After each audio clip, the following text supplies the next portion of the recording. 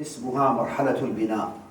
بحضور غفير من السادة العلماء وطلبة العلم الشرعي، عقد في ولاية اسطنبول ملتقى دعوي حضره معالي وزير الأوقاف الجمهورية العربية السورية الدكتور أبو الخير شكري وفضيلة الشيخ نعيم العرقسوسي ومعاون وزير الأوقاف الدكتور سامر بيرقدار، حيث جاء الملتقى لتبادل الرؤى والأفكار حول شؤون الدعوة والعمل الإسلامي في سوريا.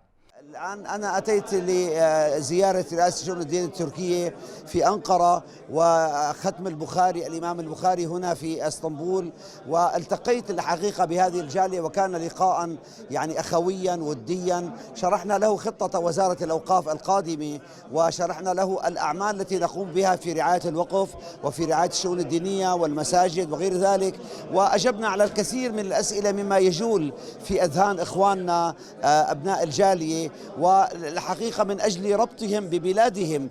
وكان اللقاء الحقيقة فيه كل الود والمحبة والإخاء، ونسأل الله عز وجل أن نستفيد من كل الطاقات الموجودة في الخارج.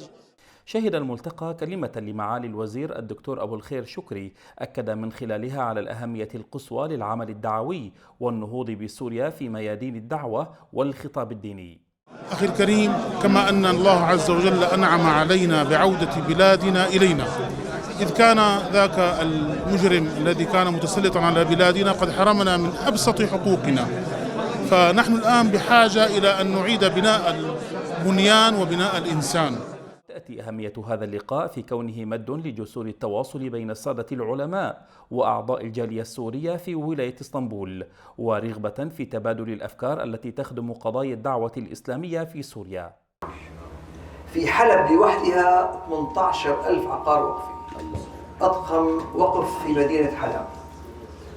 بعد ذلك تأتي دمشق ب7,800 عقار وقفي.